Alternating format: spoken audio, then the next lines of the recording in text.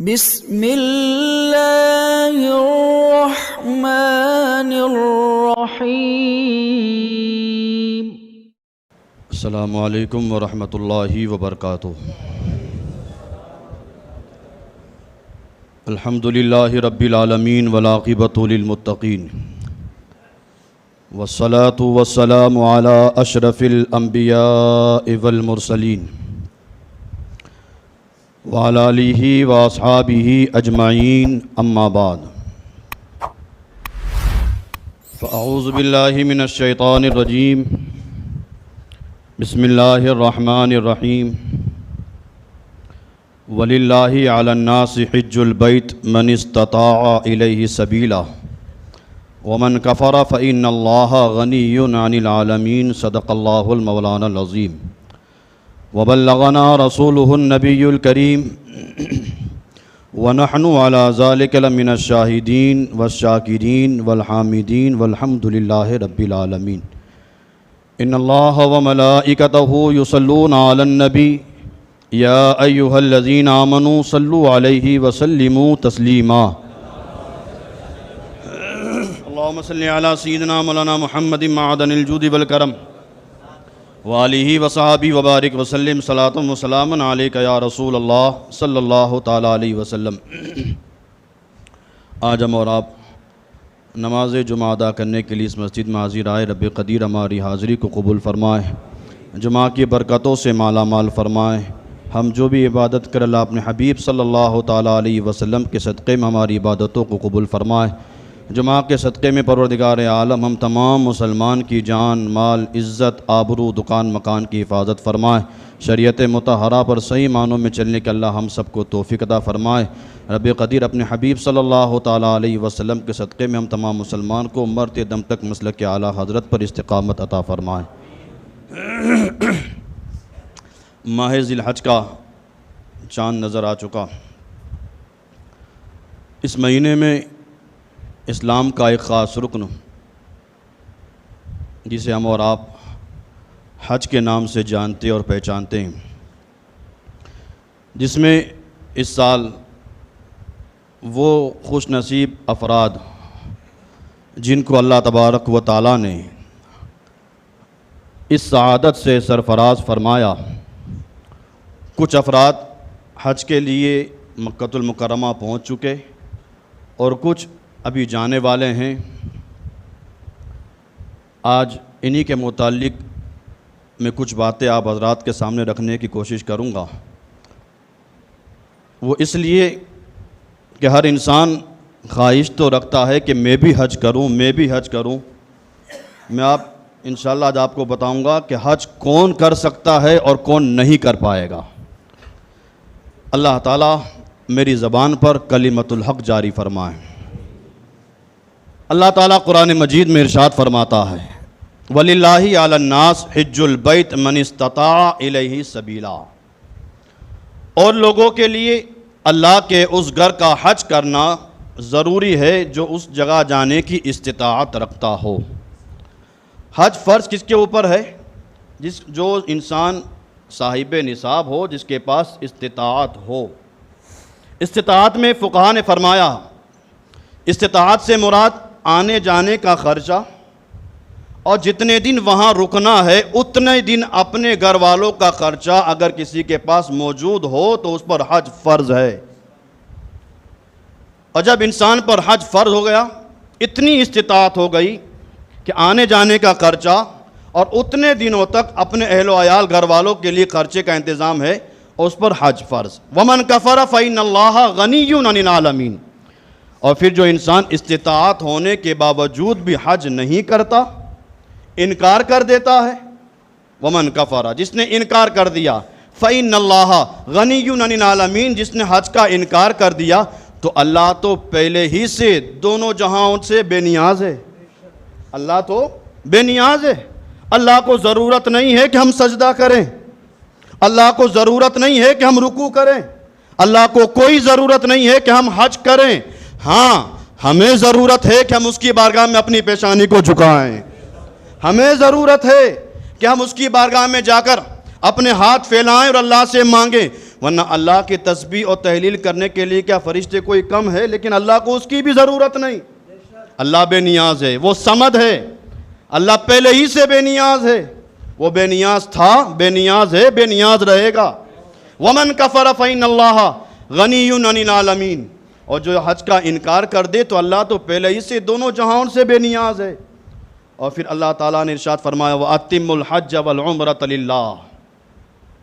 حج اور عمرہ اللہ کی رضا کے لیے کرو. پھر جب حضرت ابراہیم علیہ السلام کو اللہ تعالیٰ نے حکم دیا کہ میرے گھر کی تعمیر کرو، خانہ کعبہ جب تعمیر ہوا تو پھر اللہ نے ارشاد فرمایا وَأَذِّن فِي النَّاسِ بِالْحَجِّ. اے ابراہیم، اب خانہ کعبہ تعمیر ہو چکا ہے، اب پوری دنیا میں اعلان کرو اے لوگو اللہ تمہیں حکم دیتا ہے کہ میرے گھر کا حج کرو. حضرت ابراہیم علیہ السلام نے بارگاہ سمدیت میں عرض کی اللہ اتنی بڑی دنیا ہے، اتنے افراد ہے، اور میں یہاں سے اعلان کروں کہاں تک میری آواز پہنچے گی؟ تو رب نے ارشاد فرمایا ابراہیم آواز لگانا تیرا کام ہے، لوگوں کے کانوں تک پہنچانا تیرے خدا کا کام ہے. ابراہیم آواز لگاؤ تم اور لوگوں کو اعلان کرو اے لوگو اللہ کے گھر کا حج ادا کرو. حضرت ابراہیم علیہ السلام نے علماء فرماتے اس وقت جب اعلان کیا جتنے لوگ زندہ تھے سب نے سنا. یہاں تک کہ علماء نے لکھا کہ جو انسان اپنی ماں کے پیٹ میں تھا یا جو اولاد باپ کی صلب میں تھی، جتنے قیامت تک لوگ آنے والے تھے سارے لوگوں نے حضرت ابراہیم کے اس اعلان کو سنا. جو اعلان آپ نے کیا کہ لوگوں اللہ کے گھر کا حج ادا کرو، اس اعلان کو قیامت تک کے آنے والے سارے لوگوں نے اس اعلان کو سنا، اور سننے کے بعد جس نے لبیک کہا اللہ نے اسے حج کی سعادت عطا فرمائی. جس نے لبیک کہا اس کو اللہ نے حج کی سعادت نصیب فرمائی، اور جس نے لبیک نہ کہا اسے حج کی سعادت نہ ملی. یہاں تک کہ علماء نے فرمایا ہے کہ حضرت ابراہیم کے اس اعلان پر جتنے لوگوں نے جتنی بار لبیک کہا، جتنے لوگوں نے جتنی بار لبیک کہا اتنی ہی بار اللہ تعالیٰ نے ایسے افراد کو حج کی سعادت عطا فرمائی. معلوم ہوا حج کے لیے جن لوگوں نے لبیک کہا تھا اس وقت انہی کے نصیبے میں حج ہے. اور حج وہ اہم رکن ہے کہ سرکار ابد قرار صلی اللہ تعالیٰ علیہ وسلم نے ارشاد فرمایا اے لوگو حج کیا کرو. اگر استطاعت ہے تو زندگی میں ایک مرتبہ حج کرنا فرض ہے. پھر اگر استطاعت ہے تو پھر وہ نفل میں گنا جائے گا، لیکن پوری زندگی میں اگر استطاعت ہے تو ایک مرتبہ حج ادا کرنا فرض ہے. ایک صحابی کھڑے ہوئے اور عرض کی یا رسول اللہ کیا ہر سال حج کرنا فرض ہے؟ سرکار ابد قرار صلی اللہ تعالیٰ علیہ وسلم خاموش رہے. پھر صحابی کھڑے ہوئے عرض کیا رسول اللہ کیا ہم ہر سال حج کریں؟ سرکار نے کوئی جواب نہ دیا. تیسری مرتبہ صحابی پھر کھڑے ہوئے عرض کیا رسول اللہ کیا ہر سال ہم حج کریں؟ سرکار ابد قرار صلی اللہ تعالیٰ علیہ وسلم تیسری مرتبہ بھی خاموش رہے. پھر تھوڑی دیر گفتگو ہو جانے کے بعد سرکار ابد قرار صلی اللہ تعالیٰ علیہ وسلم نے ارشاد فرمایا اسی صحابی سے اے میرے صحابی تم بار بار مجھ سے پوچھ رہے تھے، اگر میں ہاں کہہ دیتا تو ہر سال فرض ہو جاتا. بار بار تم پوچھ رہے تھے. پھر سرکار نے فرمایا پہلے کی امت نبیوں سے زیادہ سوال کرنے کے سبب ہی ہلاک ہو گئی تھی. زیادہ سوال کرنے کی وجہ سے پہلی امت ہلاک ہو گئی تھی. اے میرے صحابی اگر میں ہاں کہہ دیتا، خالق کل نے آپ کو مالک کل بنا دیا ہے. آج لوگ کہتے ہیں نبی کے جانے سے کچھ نہیں ہوتا. سرکار فرماتے اگر میں ہاں کہہ دیتا، اگر میری زبان سے ہاں نکل جاتا. پہلی بات سرکار نے یہ حکم کس کو دیا تھا کہ حج ادا کرو، زندگی میں حج ادا کرو. اللہ کے حبیب صلی اللہ تعالیٰ علیہ وسلم نے یہ حکم دیا تھا ایمان والوں سے جو سامنے صحابہ بیٹھے تھے. معلوم ہوا حج ایمان والوں پہ فرض ہے. جس کے پاس ایمان ہے اسی پر حج فرض ہے. اور دوسری بات سرکار نے ارشاد فرمایا اگر میں ہاں کہہ دیتا تو حج ہر سال فرض ہو جاتا. معلوم ہوا کہ اللہ تبارک و تعالیٰ نے اپنے حبیب کو محتاج نہیں مختار بنا کے بھیجا ہے. خالق کل نے آپ کو مالک کل بنا دیا. دونوں جہاں کے دست و قدرت آپ کے ہاتھ میں، دونوں جہاں کی نعمت آپ کے دست و قدرت میں ہے. سرکار ابد قرار صلی اللہ تعالیٰ علیہ وسلم نے حج کے لیے لوگوں کو تلقین فرمائی. استطاعت جس کے پاس ہے تلقین فرمائی. اور یہاں تک کہ سرکار نے ارشاد فرمایا جس کے پاس استطاعت ہو، یہ مشکات کی حدیث ہے، سرکار فرماتے ہیں جس کے پاس استطاعت ہو اور اگر وہ حج نہ کرے. آج ہمارے پاس استطاعت ہوتی, آج غالباً اتنا مان لیجئے کہ جس کے پاس 7 لاکھ روپیہ ہو اس پر حج فرض ہے. میں ایک اماؤنٹ بتا رہا ہوں جو اس ابھی کے وقت میں چل رہا ہے. 7 لاکھ روپیہ اگر کسی کے پاس موجود ہے تو اس پر حج فرض ہے. لیکن ہم کیا سوچتے ہیں, ابھی نہیں, بچی کی شادی کر لوں, لڑکے کا نکاح کر لوں, میں پہلے تھوڑا سیٹ ہو جاؤں, دکان میری اچھی چلنے لگے. اتنا کم تھا کہ اللہ نے تمہیں کم نوازا تھا؟ اور سرکار تو فرماتے ہیں کہ حج کرو, اگر تم حج کرو گے اللہ حج کے صدقے میں تمہیں مالدار فرما دے گا. اور یہاں ہم یہ سوچتے ہیں کہ حج کروں گا تو مال کم ہو جائے گا. ہم اس کے پیچھے رہتے ہیں کہ ہم بس تھوڑے سدھر جائیں. ابھی نہیں مولانا, ابھی تو میں جوان ہوں, تھوڑی بڑھاپے کی عمر کو میری عمر پہنچ جائے پھر میں حج کروں گا. میں جب 2015 میں حج کے لیے گیا تھا, اللہ نے یہ سعادت مجھے جب عطا فرمائی تھی, میں نے دیکھا تھا حج کے موقع پر کہ جتنے ضعیف العمر لوگ تھے وہ صحیح سے ارکان بھی ادا نہ کر سکتے تھے. ہم یہ سوچتے ہیں کہ بس عمر ہو جائے گی, جب سدھرنے کا وقت آ جائے گا تب جا کر ہم حج کریں گے.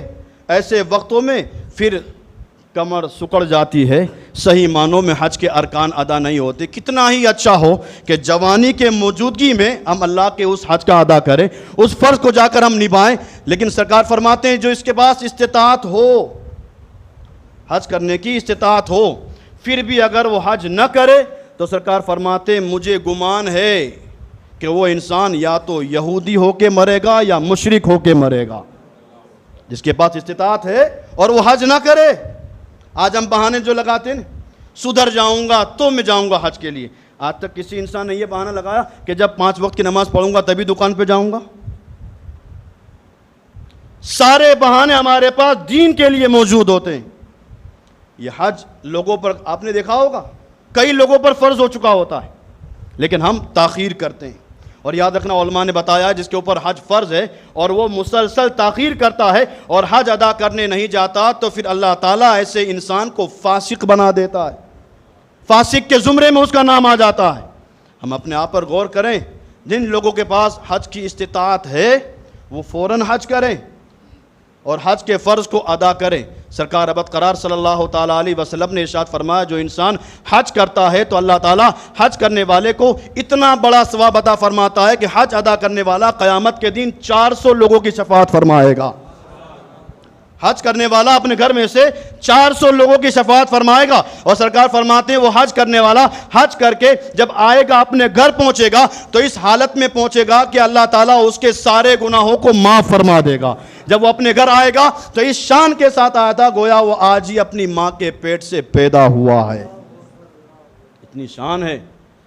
اور یہاں میں آپ کو یہ بتاؤں کہ جہاں سرکار نے یہ ارشاد فرمایا کہ حج ادا کرنے والا 400 لوگوں کی شفاعت کرے گا, حج کرنے والا 400 لوگوں کی شفاعت کرے گا. جب ایک عام انسان, عام بندہ مومن حج کرنے کے بعد 400 لوگوں کی شفاعت کر سکتا ہے تو اللہ کے نیک ولی غوث پاک بھی شفاعت کر سکتے ہیں. جب نیک بندہ, جب یہ عام بندہ شفاعت کر سکتا ہے تو اللہ کے نیک اولیاء بھی شفاعت کر سکتے ہیں. ہم ان پر یقین رکھیں, اللہ والوں سے اپنے دامن کو مضبوط رکھیں, کسی ادھر ادھر کے لوگوں کی دماغ جو بات آتی ہے ان کی نہ سنیں. جب عام بندہ شفاعت کر سکتا ہے تو اللہ کا نیک ولی بھی شفاعت کر سکتا ہے.